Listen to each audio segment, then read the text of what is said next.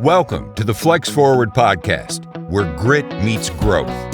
With your host, Nick Espanet, bringing you stories of resilience, reinvention, and the real climb to success. All right, everyone, welcome to the Flex Forward podcast. Today we're joined by John Burns. John is a surgeon in Dallas. I'll let him give you a little more details into what it is he does in his line of work, but we're blessed to hear his career path and his story and how he's what he's been able to achieve. So, John, thank you for joining us today. Can you let the listeners know a little more about you? Yeah, I really appreciate you being on. You guys have a wonderful podcast, highly entertaining and a great message. So I'm what's called a board certified plastic surgeon. So plastic surgery is a branch of medicine and surgery where we deal with putting things back together. So lots of different areas in plastic surgery. My focus of my practice over the last decade or so has been cosmetic surgery, or people sometimes call that aesthetic surgery. So I do a lot of cosmetic surgery for the people of Dallas, and thrilled to be with you today. That's awesome. Well, thank you for joining us. Glad to have you. So it's in the medical field, and then especially getting down in the specialty of plastic surgery, I would imagine there's a lot of competition in that space. What's something that sets you apart from some of the others in that space, or as you've worked your way through undergraduate medical school and then coming into your specialty? Yeah, it's a great question. So people don't actually know how we get to where we get to, which I think is an interesting topic. But after high school, you would go to a four-year, university. I went to Vanderbilt in Nashville, and then got my college degree, and then you apply and are accepted to medical school. So for that, I did University of Texas, and then I stayed in the Houston area for what we call residency. So medical school is 4 years. During medical school, you are sort of exposed to all aspects of medicine. For example, emergency medicine, internal medicine, pediatrics, OB-GYNs. So you have flavor for everything, and then you kind of decide what you like, and then you go into that area. So then you apply for what's called a residency. And then plastic surgery, that's usually 5 to 8 years, depending on the track that you choose. So fortunately for me, I was in a 5-year program. We got to go right in there. You mentioned competitive things, and medical school is very competitive to get accepted. And then plastic surgery of the specialties is one of the more difficult ones to get accepted. So you have to have good grades and board scores and that kind of thing. After plastic surgery, I did one more additional year where I did something called craniofacial surgery. So a lot of focusing on head, neck, reconstruction. I did a lot of surgery on kids for a long, long time, and that was very rewarding. But I went into practice in 2004. So I've been doing this for a while, and we joined a large group, and really, once you go into practice, nobody knows you, and you kind of just start over. So I didn't anticipate how difficult it would be to go from the medical school residency, where everything is hard, but you have a place to go and things to do, to basically starting your own business. So Yeah, essentially, as a solo or a plastic surgeon, you're in business for yourself as well. So I recently left that larger group due to space constraints, and I have my own office now that allows me to expand what I'm doing. So I love it. I built the office last year. We have a skincare center, so we do a lot of lasers and Botox and fillers, and I have wonderful women that run that for me. And then I have a surgery center where we have 2 operating rooms, and we will do our surgery here, and then a large clinic where I can see the patient. So it's a nice setup. that's awesome. It's great to hear your steps through, from undergrad to med school to residency, and then working for a large group, and then breaking off as an entrepreneur or a business owner. As you've taken those steps, was there something that you found easier that maybe others found more challenging along the way that helped you progress through your steps and to where you are today? Yeah, that's a great question. Man, I think that God gives all of us sort of gifts and abilities that you kind of have to find your strong points and focus on those. And then your weak points, um, you have to kind of work extra hard at those.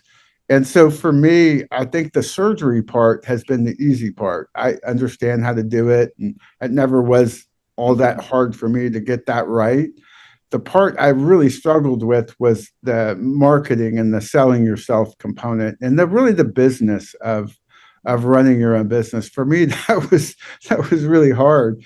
So, as crazy as it sounds, especially the last year and a half, I've really dug deep, trying to figure out, how you go in and set things up, and you hire lawyers to set up your business and your Secretary of State filings and all the things that you have to do, and then the marketing component.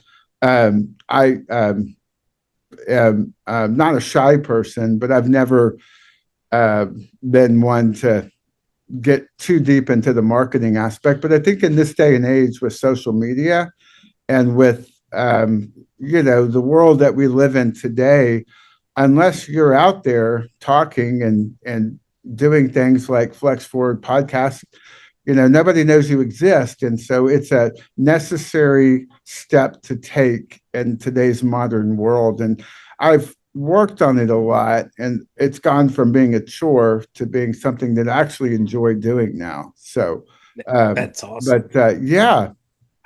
And I think that's important. I am encourage friends whose children are going the medical path, or I have a daughter who's wanting to go to law school to be a lawyer. I'm like, take some Awesome. finance or marketing so you at least have a base level understanding. I went to physical therapy school just down the road in UTMB in Galveston, Oh but yeah. then switched into commercial real estate 10 years ago. So had zero, Yeah. business background. I'm like, I wish I'd at least, one of those classes that I maybe didn't need. I think a functional class would have been a finance or marketing or something like that. Because That's whatever business you're, amazing. Yeah, I'd love to hear your story. I went to UTMB for medical school, so oh, I okay. spent I some was time there down from 93 to 96 in the Okay. PT school. We were down there at the same time. My medical school was 94 to 98. So Okay, yeah. So yeah, we may have gone to Sonny's, or was that the place where they had yeah, the food? it sure was. Sonny's Diner and cross paths at some point. I'm sure we did. Probably were in there at the same time having a hamburger and a beer or something. I Yep. loved it. I miss Galveston. It was a really fun place to live. I enjoyed it so much. Me Uh, too. I tell people I loved it because we were kind of locked on the island. yeah, If I'd have gone to PT school in Houston or San Antonio or Dallas, I think you would have just blended in with the rest of the city. town. But in Yeah, Galveston, you end up interacting with, we got to know med students or yeah. nursing students or even A&M Galveston students because it was such a small city. You cross paths with people and communicate. That's awesome. Yeah, I haven't been to Galveston in probably 20 years. I know it's grown a lot since It's down quite there. the thing. Yeah, it's almost like South Houston. You cross the bridge, but there's no really forever all the from Huntsville all the way down to Galveston, solid city. It's 100 miles of just traffic. No, I know we've got properties in Houston, and when I drive down to see them, I always get about Huntsville. I'm like, oh, I'm almost to Houston, and I'm like, no, I'm not. I still got You got halfway another there. hour or more to go. Well, It's that's awesome. amazing. Yeah. But good stuff. So if someone's listening right now, what's something that you have come across that's helped you to improve the way you do business or even life or health or anything like that? Do you have any tips or tricks or I podcasts? really, Anything you? I really believe, and my grandfather was very successful, and he didn't have a formal education. He was born in the late 1800s and went and served in the military, but taught me a lot of valuable life lessons. And learning from him, one of the things was the simple act of being present and showing up. It's very powerful, the day-to-day consistency. So one habit I've gotten into is I write down 3 things to accomplish in that particular day, and I won't go to bed until I've made forward, try to finish that task. But if I haven't finished it, at least make forward progress on that task Love it. every single day. And I think when you put your mind to something, it's very powerful in terms of the consistency it takes to reach a goal. But I think where people that I've seen, they have the ability and they have the God-given talent to do whatever they want to do, but it's the persistence. And when things don't go your way, the tendency is to change course or give up. And I think that, watching him and my dad and now me, I think, and I tell my kids this, that if you'll just show up and if you'll just make some forward progress, every day doesn't have to be the Super Bowl. But boy, you got to win in the preseason, the regular season, the playoffs, and eventually you'll get to the Super Bowl. But I think that to me is a life lesson that's really helped, is that you don't have to reinvent the wheel every day, but you got to keep rolling down the road. Keep making progress. I love it. That writing down 3 things, I think putting it on paper kind of ingrains it, and then also the persistence. That's something I talk with my kids or anybody, like a lot of stuff is not necessarily difficult, and some things are, but it's the people that are persistent at it, that keep trying. The story of Thomas Edison failed 10,000 times he eliminated 10,000 things that didn't work for the filament on the light bulb. And you hear how many times that Michael Jordan shot free throws and didn't make them, but we sure remember a lot where he won games by trying, but he didn't give up when he missed that, or Thomas Edison didn't give up on the 9,000th piece of material used for a light bulb filament, but just persistence and trying and eliminating things that didn't work. That's great stuff. Well, the other thing I love about life and I've learned to appreciate is we all have things that we look forward to. And once I get here, things will be better or where I want to be. And as I've gotten older, I'm 56, so I'm not old yet, but getting there. And I think that, finding fulfillment and joy in the day, so where you're not always looking ahead to what's going to come, but in that particular moment and in that particular day, really getting the most out of it. And that's something when I was younger, I really missed out on, was the anticipation of life. And I think that one of the things, he gets a bad rap, for a lot of things, and we've all made mistakes. But I love Lance Armstrong. I mean, he was a warrior, and he did the stuff that he did. But I think that one of the things that I just appreciated him, he would talk a lot about the Tour de France, and he would ride these races and do these things. But for him, it was the journey to the Tour de France that he really loved. It was the day-to-day grind. It was the getting out of bed and riding the 100 miles and the heat and the Austin and going and training. And that really hit home for me, because life is sort of a journey. And when you get to your destination, you look back and it was really the journey that was so much fun. And it's great to celebrate and win, but it's fun to also, the grind is what I think I enjoy the most.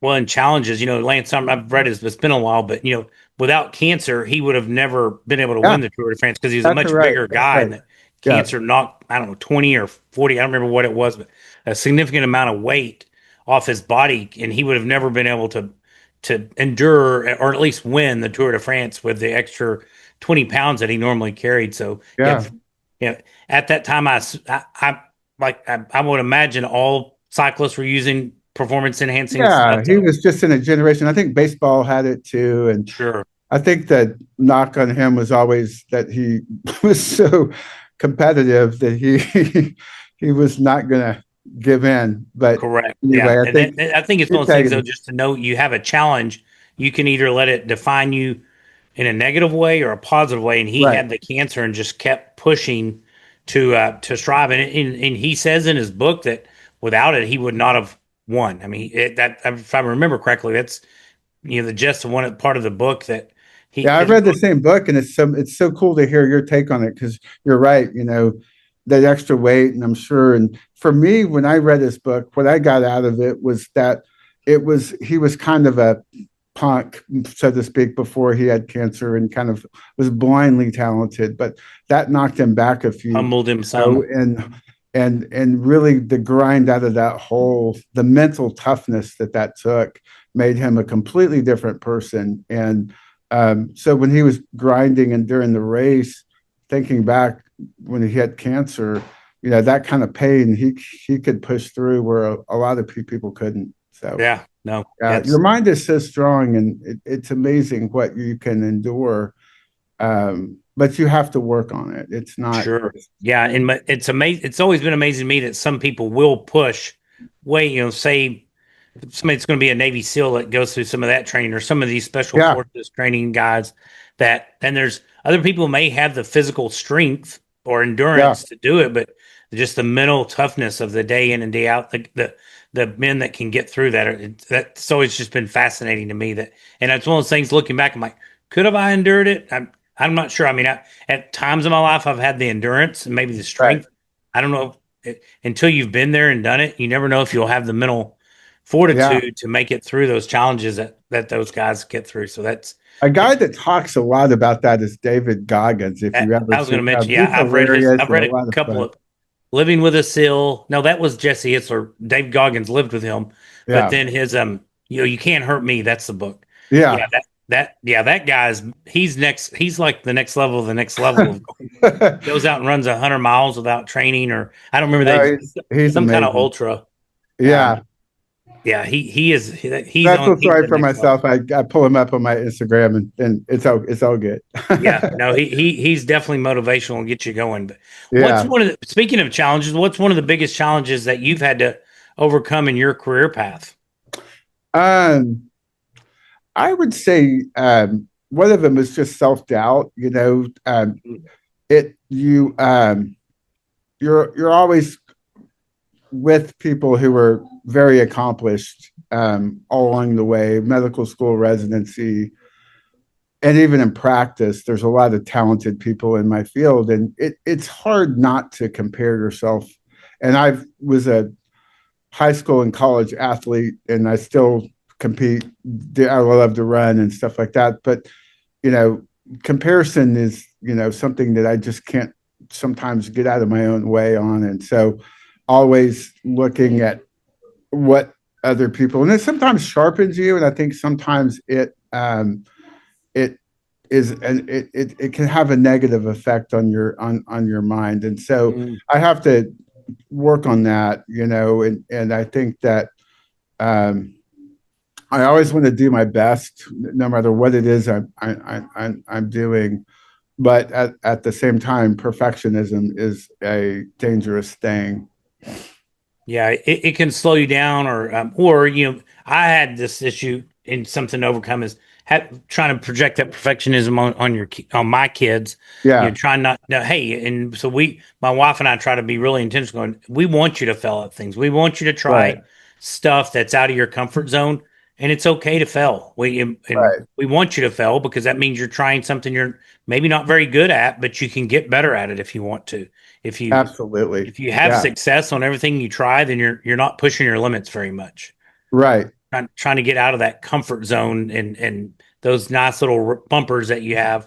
Now, we don't want you failing because you didn't study for it. You didn't put the effort in on your school or whatnot. But if you try a hard class and you make a C, but you put the effort in, we're okay with that.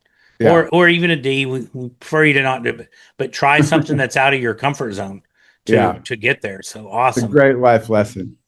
For sure. So it sounds like things are going really well. And, as entrepreneur like myself and other folks that own their own business, start having more and more success, they start thinking of different ways to create income, or, different avenues that maybe they're not having to work at. You don't have to trade your hours for, and create something beyond your primary income. You might be investing in stocks or mutual funds or other opportunities. What are your thoughts on creating, things outside of your normal day-to-day work or income stream? Passive income is definitely something we all strive for. I'm in a funny business in the fact that what I do for a living is how I make money. So if I'm not in the operating room, it's not working for me. But I've been blessed beyond measure. And so the one piece of advice I have for my fellow doctors, there's a kind of a joke in, business world that the doctors go get their money because they don't know what they're doing. And I think that's probably true. So I believe there's an expression called stick to your knitting. And I think what that means is um, whatever you're good at, do it to the best of your ability, but also realize your limitations. And so I'm not a business trained guy. And so I have people in my life that are exceptionally good at turning money into more money. And so when I do have extra and I give it to them, I trust them and try not to get in the way. And that's been a good thing for me to have done because I've had many colleagues and friends that have lost a lot of money doing stupid things because that's not what they do and they don't have the time to really do it well. And so for my friends out there that may have passive income, I just think that turning it over to a professional is the way to handle it. No, for as sure. tempting as it is for me to think I could get 100% return on a real estate investment, I better not because it's probably not going to work out that well. So well, and that's my best thing I've done, I think, is to hire the right people to handle that. So I think that's for me. My philosophy on passive income is to have other people help me.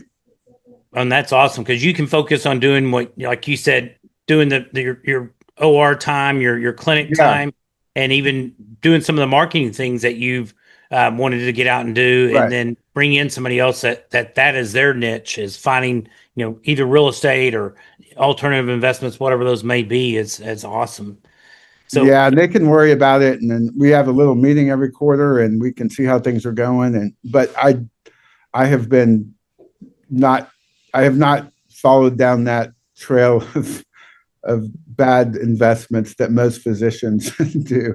Well, that's awesome. And being selective and getting to know the people you're investing with is so important that are doing that. I have a lot of good friends, and I'm fortunate that I know nice people. So that's awesome.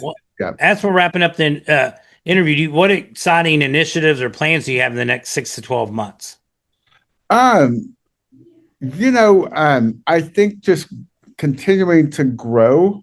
I built a practice that I felt like it was a 10-year plan to take me to mid 60s or 70s. And ironically, within the last year, I'm just about out of space. I built a big office and we filled it up pretty quick. And that's things awesome. have gone way better than I ever would have anticipated. So, eventually I think I'll probably hire a partner to come in and I'll have him or her, whoever it would be, start taking over for me as I look, but that won't be for another probably 10 to 20 years, just depending on how my health is and, those things as we get older.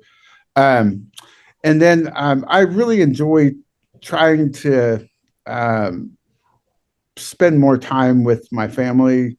It's easy to get wrapped up in work. And so I try to make a conscious decision to, I got 2 kids in college. I try to call them every day and check in with them. And my daughter is in high school, try to play golf with her on the weekends. She's a golfer. And just really enjoy being with them.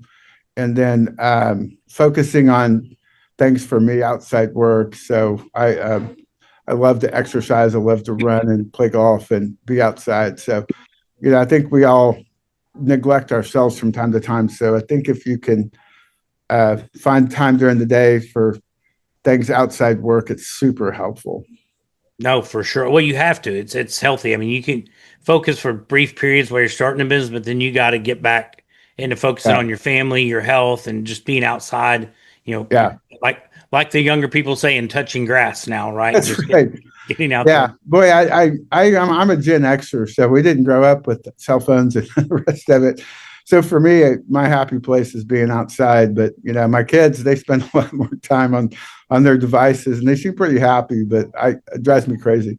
Yeah, I'm saying I'm a year younger than you. I just think you said you were 56. I'm 55, so I'd much rather be outside than doing, even sitting and doing these. I'm looking at the sun. I'm like, I'd just rather go sit out in the backyard and sit in the sun. There you go. So, John, thank you so much for your time today. This was a lot of fun. Yeah, I appreciate sharing tips and insights with us. If people would like to get in touch with you, what's the best way for them to go about that? Yeah, my website's probably the easiest way. I also have a big Instagram page, Dr. John Burns on Instagram, and my website, same thing, drjohnburns.com. Awesome. Thank you so much. I appreciate it. Yeah, thank you And so much. This was a lot of fun. I enjoyed it. Everyone, thank you for listening. Be sure to like and share the podcast and pass it along to your friends. Thanks, everyone. Thank you. Thanks for listening to the Flex Forward podcast. If you've got grit, growth, and a great story, visit flexforwardpodcast.com/guest to apply and join us on the show.